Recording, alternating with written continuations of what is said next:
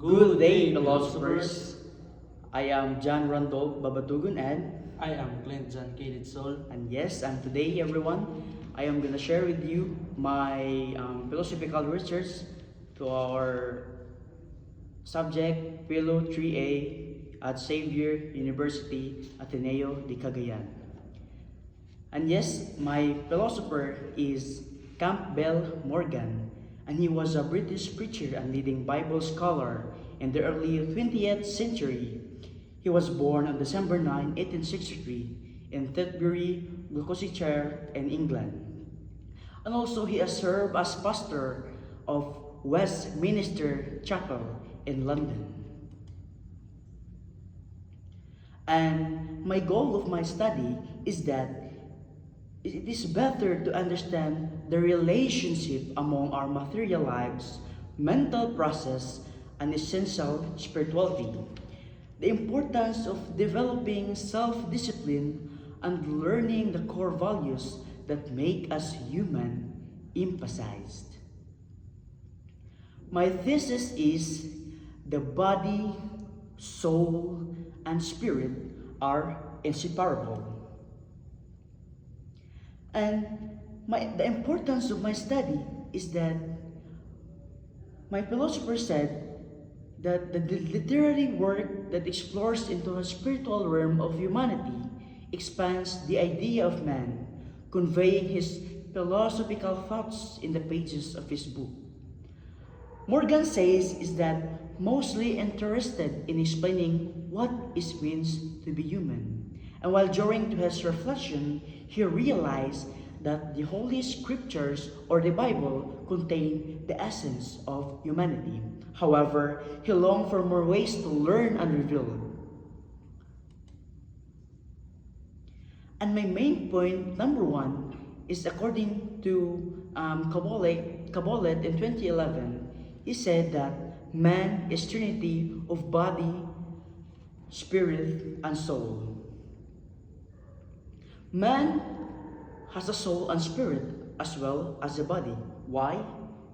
This is because it begins with the spirit, then discusses consciousness, the mind, the soul, and the body. And these three have the closest and most personal relationship. And my main point number two is that the soul is one with body, and it controls its movement according to Brown.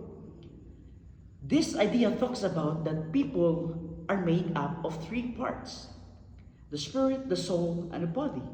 These arguments say that the soul is inseparably linked to the body. The soul, which is thought to be most important part of the person. And my third main point is that the essence of person lives in the spiritual universe, where the spirit and soul work together in unity according to Reichenbach.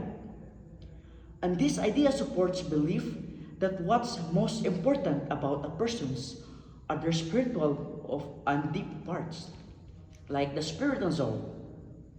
It is likely saying that our true essence is made up of these things. It is because we live in physical bodies, and these bodies are like houses or containers for spiritual part of us that give us life. And also it talks about what some people who thinks about spiritual things believe. And my objection number one is that the fact that a person has a soul doesn't sum up who they are as a whole, because soul are invincible and go beyond what it means to be human, according to Johnson. In this statement, Johnson argues that the core of a person often referred to as the soul, and it is fundamentally different from the physical body that contains. Johnson believes that these two things, the soul and body, are completely separate and not connected. My second objection is that man is a reflection of a divine essence, but the divine essence does not exist. In the conventional sense, so it follows that man has no essential nature, nor soul or a physical body, according to Dawkins. That's why Dawkins said about this, because Dawkins doesn't believe God, because he is an atheist. And this objection, he said that the idea of man is a reflection of a divine essence. And it is called by question by that idea that the divine essence does not exist in the usual way. This calls into question the basis of which the first claim was made.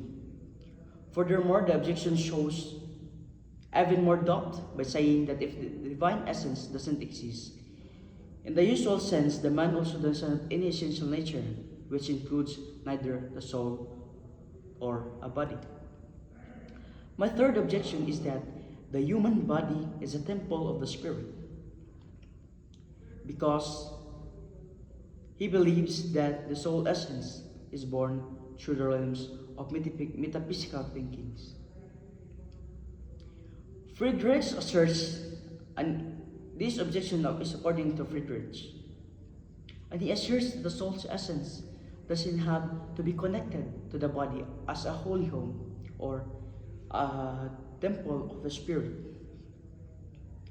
Instead, it comes from the higher level of metaphysical thought by saying that the soul essence comes from the spiritual realms. This objection suggests that the spiritual part of being human goes beyond matter and is not firmly linked to the body. My reply to the first objection is that these arguments comes from a dualistic view that says the soul is not made of matter and body. My response to this objection is that we have to recognize that there are different philosophical and religious views on the soul. In fact, different ways of thinking about the soul in different religions and philosophical traditions. Excuse me. These range from dualistic views to more holistic ones. Example, in Hindu belief, the soul is called Atman and is seen as a crucial part of who a person is. According to the ancient Hindu texts like the Upanishads, the Atman is thought to be an everlasting and unchanging essence that goes beyond the physical body. My second reply to the objection is that it's essential or important to acknowledge the limits of human comprehension with dealing with questions of the divine existence. The nature of God, and if God exists, it is a subject of profound mystery and debate. Some argues that the divine essence is beyond human grasp, and our limited understanding should not necessarily lead to the conclusion that humans lack an essence. And my third reply to the objection is that it is important to understand the idea of the body as a temple of the Spirit goes beyond a purely physical understanding, and this idea that the soul's essence is beyond the physical world does not mean that the body is not important as spiritual experience to manifest. In conclusion, my philosophical research paper has looked at how the body, soul, and spirit are all connected, and how they help define what is meant to be human. We've looked at many sides of human existence and its connection to the divine and metaphysical from different points of view, such as my philosopher Campbell Morgan studied the spiritual world. And my insight to my philosophical research is that I realized that human existence is deeply intertwined with the divine, blurring the distinction between the material world and the realm of the sacred. The view of interconnectedness challenges the idea of separate and far away God by highlighting the divine, the divine close presence in all areas in life. And now, that's all my paper. And we have to listen to my brother CJ to his critic to my paper. I would like to express my heartfelt appreciation to Brother Babatogon for the outstanding philosophical research output that has recently been presented.